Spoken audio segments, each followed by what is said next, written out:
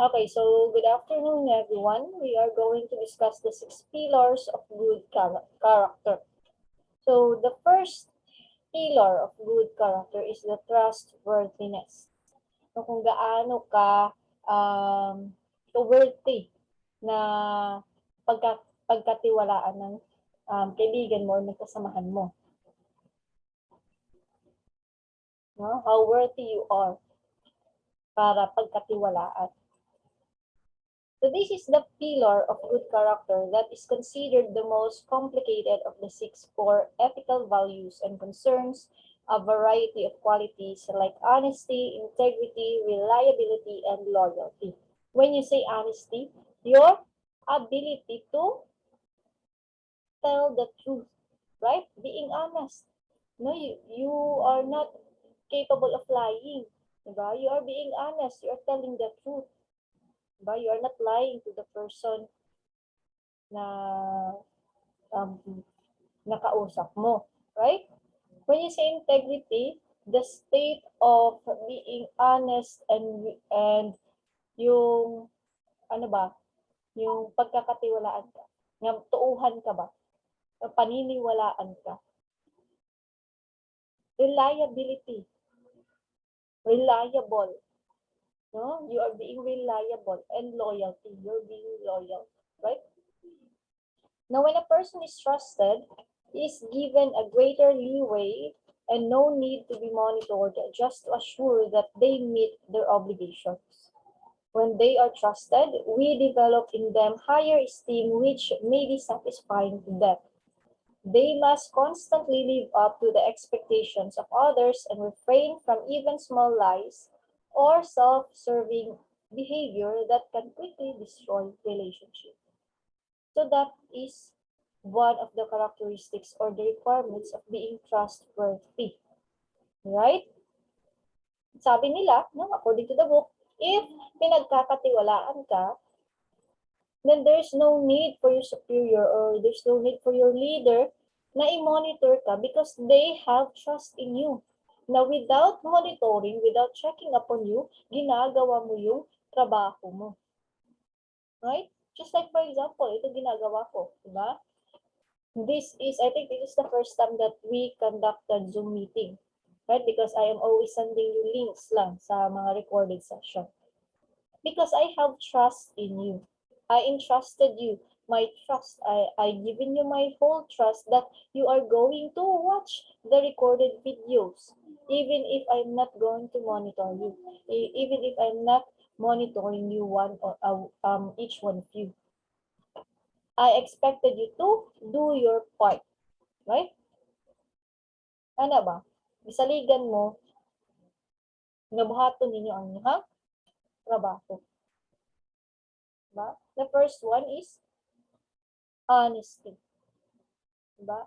Ito the mga qualities na pagiging trustworthiness is very crucial because once na ma-violate mo, once na ma-broke nimo ni siya na character or impression sa imong partner or sa laing tao, then pwede makaguba og relationship. No, it has a possibility that it can destroy relationships. Mawalaan na pagsalig sa iya ha. Everything na iyang ginasulti is questionable na for you. Right? Magduda na ka to trust him. Diba? Now, when you say honesty, honesty is associated with honor. Diba? Thus, a person of honesty is a person of honor and he is admired and trusted because of his being straightforward. When you say straightforward, whatever he says, that is true, truthful, totoo, fact, right? Truthful, that is honesty. Now, a person of good character must be a person of honesty in both communications and conduct. Hindi pwede na honest lang siya when it comes to his words, pero hindi niya ginagawa. Hindi niya pinapakita sa gawa. Diba? Hindi nagko-coincide yung deed niya, yung conduct niya, and yung words niya. Again, may I request everyone to put your mic on mute. Now let's go to the dimensions of honesty. Okay, we have truthfulness, sincerity, candor, integrity, and reliability. And when you say truthfulness, presenting the facts to the best of our knowledge. Take note that intent is the crucial distinction between truthfulness and truth itself. Being wrong is not the same thing as lying, although honest mistakes can still damage trust insofar as they may show sloppy judgment. Truthfulness, yung pagpapakatotoo mo. Your quality of being truthful. Gaano ka katotoo sa mga kasamahan mo? Gaano ka katotoo sa trabaho mo? That is truthfulness. Sincerity. One must observe genuineness, being without trickery or duplicity, for it precludes all acts, including half-truths, out-of-context statements, and even silence that are intended to create beliefs or leave impressions that are untrue or misleading. No? How sincere are you sa trabaho mo? Gaano ka ka-sincere sa trabaho mo? No? Makikita yung sincerity mo sa trabaho mo base sa quality ng resulta ng trabaho mo. Base sa resulta ng tinatrabaho mo. Just like, for example, your assignments. I can see how sincere you are based on the quality of your answers. Diba? Sabi ko sa inyo, do not copy and paste your answers. But you copy and paste your answers galing sa internet. All I want is your idea. Explain it on your own words. Diba? Bisag inana man lang, dili ninyo mabuhat. Yung inyo na lang is for compliance only. Now, where is the sincerity in there? The third one is candor. In relationships involving legitimate expectations of trust, honesty may also require candor, forthrightness, and frankness, imposing the obligation to volunteer information that another person needs to know. No, your voluntariness to inform the people that inform the people. No, kana lang. No? Inform the people to the things that they need to know. You are providing them information. You are educating them. You are informing them that these things is kailangan nilang malaman. Even without realizing them na kailangan nilang malaman ito. But just like, for example, may mga kasamahan kayo sa trabaho ninyo. Tapos may isa doon na hindi niya alam kung ano yung gagawin niya. Diba? Kung paano niya gagawin o tatapusin yung task na binigay sa kanya because he doesn't know how to get it done. No? So without him asking for your help, without asking for your information, for your knowledge related to the task at hand, diba? Because you have the sincerity sa trabaho mo because you wanted to get quality results sa inyong trabaho. Diba? You give him the knowledge, you give him the information. Mute lang ka rin, mute. Diba? Now, integrity naman, persons of integrity are those who act according to his beliefs, not according to expediency. He is also consistent. There is no difference in the way he makes decisions from situations to situation. His principles don't vary at work or at home, in public or alone. Diba? Integrity. Meaning, what you see is what you get, right?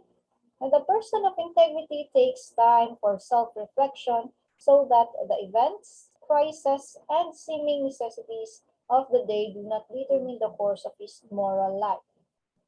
He stays in control. He may be courteous, even charming, but he is never duplicitous or unfaithful. He never demeans himself with obsequious behavior toward those he thinks might do him some good. He is trusted because you know who he is, meaning what you see is what you get. People without integrity are called hypocrites or two-faced. No? Do you understand that? Integrity comes with truthfulness, sincerity, and candor. No? Even if hindi mo alam kung anong makukuha mo anong makukuha mong kapalit sa serbisyong binigay mo, there's no need for you to think of ano ang mabibigay niya. No, what they can offer to you. No, in exchange sa service na imong gihatag. All you wanted to do is to give service to the people. Second that, hindi ka naaapektuhan sa kung ano man ang nangyayari sa buhay mo. No, you know how to separate your personal life and to your professional life. You know how to segregate your life at work and your life at home. Whatever your problems you have at home, hindi mo dinadala sa trabaho. So whatever problems na meron sa trabaho mo, hindi mo dinadala sa bahay niyo. Because it affects your character. It affects your behavior and your personality.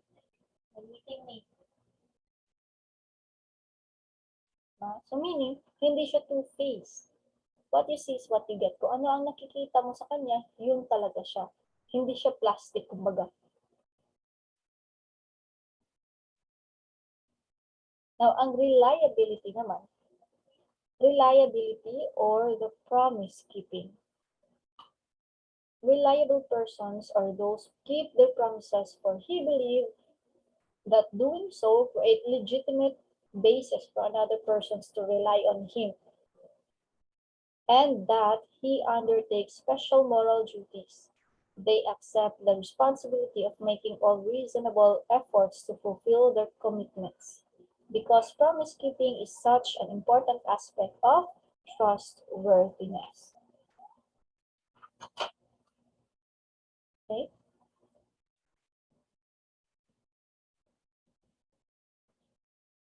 Another term of promise keeping is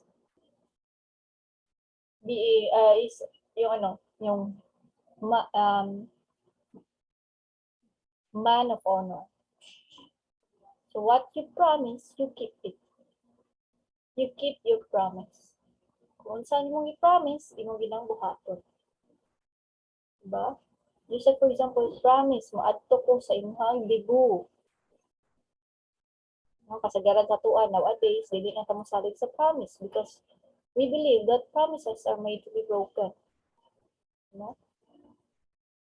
Some, they believe that promises are just another excuse for not doing what they ought to do so.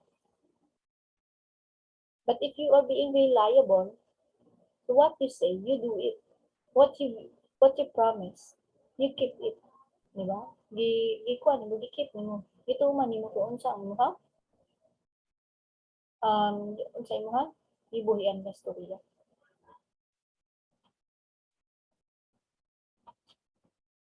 Now let's go to considerations to maintain reliability. So how to maintain reliability? We have 3 considerations. First, avoid bad faith excuses. Second, avoid unwise commitments. And third, avoid unclear commitments. So I think it's pretty self-explanatory, but anywho, we are going to discuss it. Diba? When you say avoid bad faith excuses, interpret your promises fairly and honestly. Don't try to rationalize non-compliance. Meaning, when you say avoid bad faith excuses, no? You interpret your promise fairly and honestly. When you give your promise, make sure that you wholeheartedly want to do it. What you wholeheartedly want to keep it. Because if not, if it is the other way around, nag-promise-promise lang ka para lang maghatag ng hagsaad, no? Once you give promises to a person, you give that person hope that you will do what you promised him. Diba? Mag-expect siya. Now, kapag hindi nimo buhaton ang imong promise, unsay mong ingon, ay, wala mahud ka naman kay emergency na itabo niya, nagbulan pa gid ko, wala ko adto gid, uri kay ka. Even if you even if valid ang imong excuse, even if your excuse is valid, but the mere fact that the person expects you to keep your promise, na-disappoint na siya. Damage siya sa gandaan. Diba? Kasi from that, magsaad lang ka, pero pag abot sa adlaw nga po, wala na ka nagparamdam. Wala na ka nitunga. Wala na ka nituman sa unsay saad nimo. Diba? Aside from the fact that you disappoints the person may mong gihatag og promise, may mong gisaaran, nawad-an na po siya salig sa imo. So in order for you to maintain your reliability, in order for you nga mag-rely gyapon ang tao sa mga saligan gyapon ka, avoid bad faith excuses. Another one is avoid unwise commitments. Before making a promise, consider carefully whether you are willing and likely to keep it. Think about unknown or future events that could make it difficult, undesirable, or impossible. Sometimes, all we can promise is to do our best. Right? Kasi for example, nag-promise ka pagka-January na ma-attend ka sa kasal niyo. You never know what will happen in the future. Right? Naapatay November, December, January. There are a lot of things no can happen to you or can happen to them or can happen to the society. Samutnag kanang naatay, samutnag if you play an important role sa isa ko wedding sa wedding imong atinan, it is very hard for you to keep that promise because there's a lot of things or possible things that can happen in the future. No, sabot ta ganang inana mga big commitments imong ginagumitan. Lisod kaayo kay daghan kay tao imong ginaagi gisaaran. Nag-expect sila tanan. Na what if dili ka mo tunga o wala ka ni tunga, masira ang ilang event or dako og damage ang imong mahatag sa lahat. Diba? For example, inana sa kasal. No, so make sure before you give your promise or before you make promises, assess first if you really want to do it, if you really want to fulfill it in the first place. Kaya basi nagsaad-saad lang ka out of excitement, out of adrenaline rush, or nagsalig ka, kaya basi malimtan na niya, dapat layo pang January. So wala din niya nalimtan. How about that? Third is avoid unclear commitments.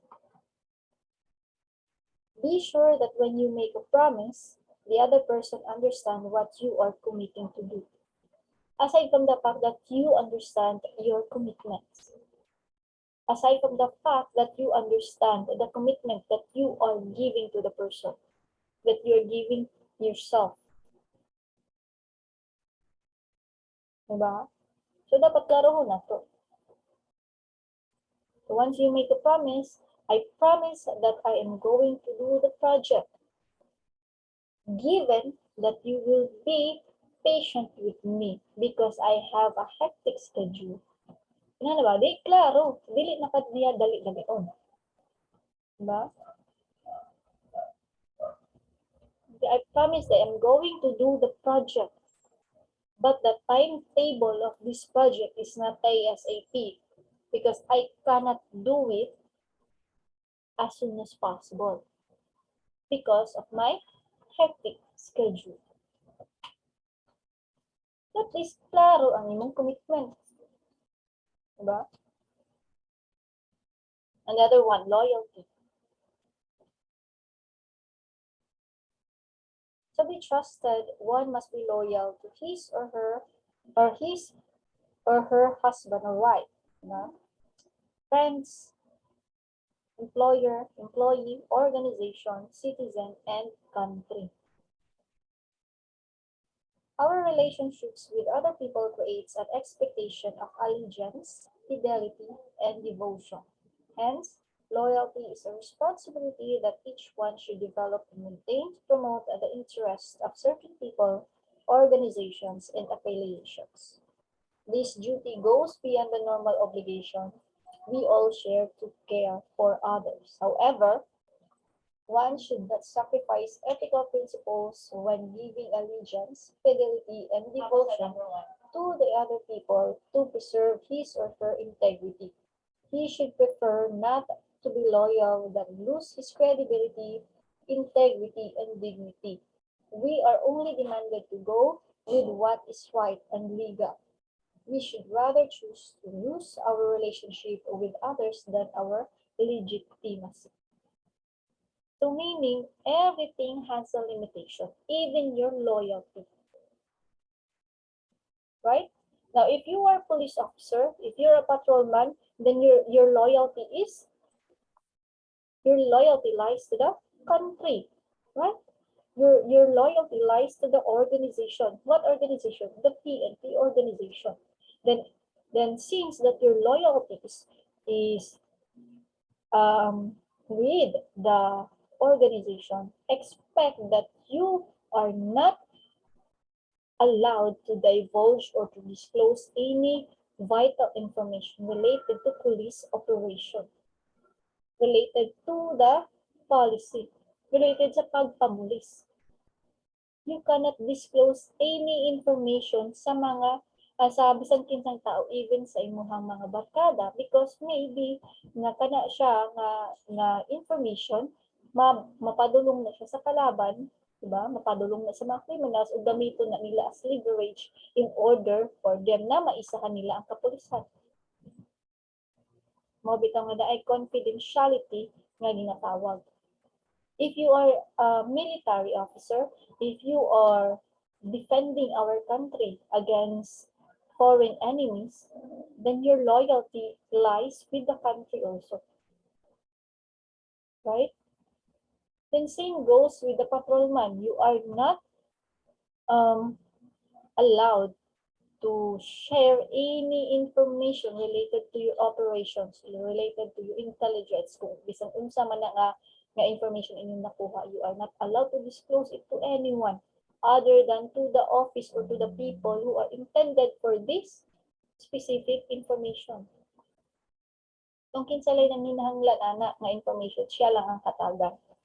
There's no need for everyone to know kung unsa na siya nga klase na information.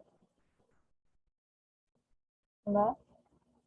Kaya nga sa una, katong panahon ni Rizal, na ay mga treason, diba? Na ay mga pag-aalsa, na yung tabo, may mga pagtatraidor sa Pilipinas because they lost their loyalty to the country because nasilaw sila sa power, nasilaw sila sa money, diba? Nasilaw sila sa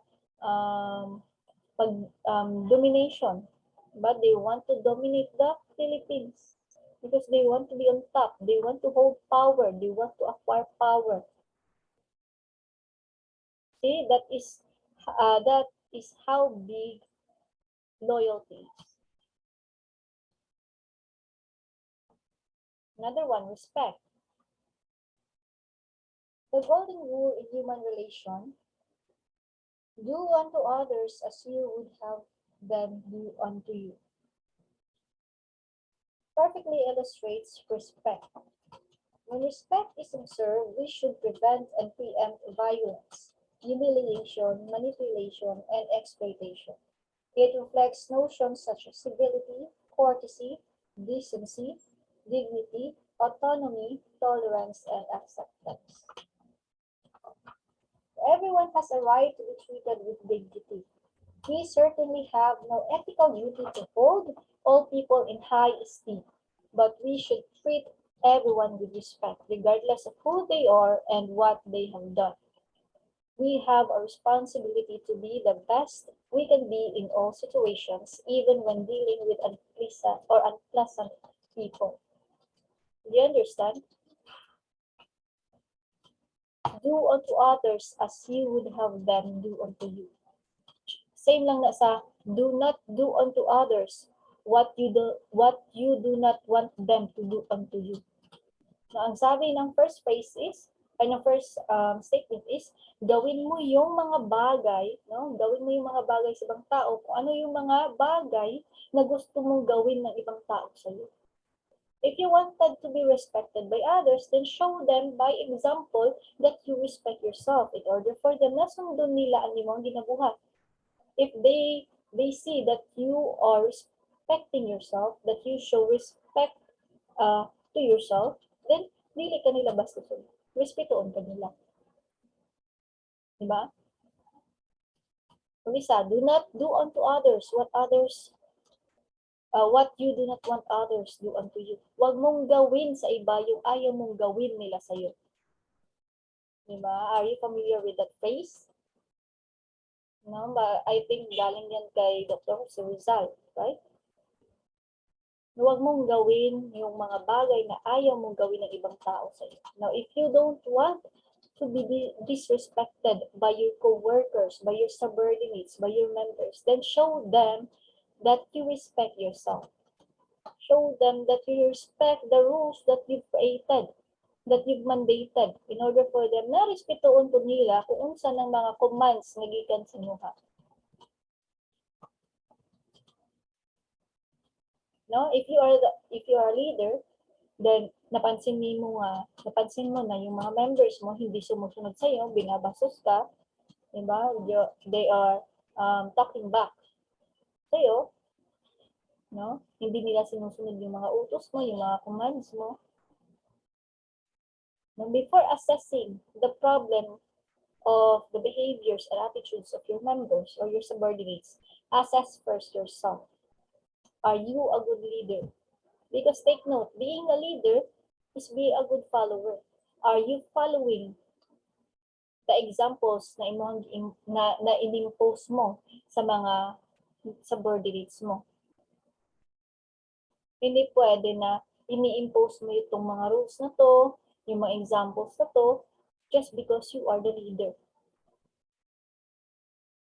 And just because a leader doesn't mean that you are exempted to the rules na imuhang gi-implement or imuhang gi-create. Lead by example. Diba? Respect begets respect. Yan yung sinasabi nila. Hindi ka re-respetuhin ng ibang tao if you are not giving them the right amount of respect na dapat lang naman na ibigay mo sa kanila. Regardless of their educational attainment, regardless of their choice of clothing, no? Kung ano man yung padanamit nila, kung anong klaseng damit yung sinusuot nila, regardless of their physical appearance, regardless of how they talk to you, no? Kung pabalang ba o pabastos sila makipag-usap sa iyo, show them that you respect them. Because in the long run, your attitude towards people matters. It is their problem kung ano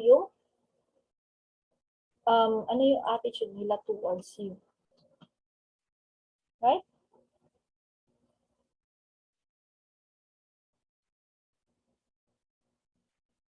So in order for you to maintain reliability, in order for your subordinates or for your members or for the people around you or surrounds you to rely on you, avoid bad faith excuses. Avoid unwise commitments. Avoid unclear commitments. Don't make promises that you do not or you don't intend to do it. Now, if you have no plans in keeping a promise, then don't make any promises. Don't give false hopes to people because it hurts and it discourages them to have faith in you. And the next time that you're going to promise or to give a word to them, to give your word to them, questionable na dahil na sila. Diba? Mag-listen na sila tuo sa inyo. Diba? And respect. Again, respect. Respect begets respect. You cannot impose respect just because of your rank, just because of your status, just because of your educational attainment. Respect is earned. Diba? Show them how you wanted them, how you wanted you to keep them, how you wanted you to for them to treat you. Pakita mo sa kanila kung anong klaseng treatment yung gusto mong gawin nila sa iyo by giving them examples. If you want them to respect you as their boss, then show them that you respect them as as your staff, as your members. Diba? So, I think that's it for today. The next topic that we are going to discuss will be the qualities of a responsible person. But we are going to discuss that next meeting.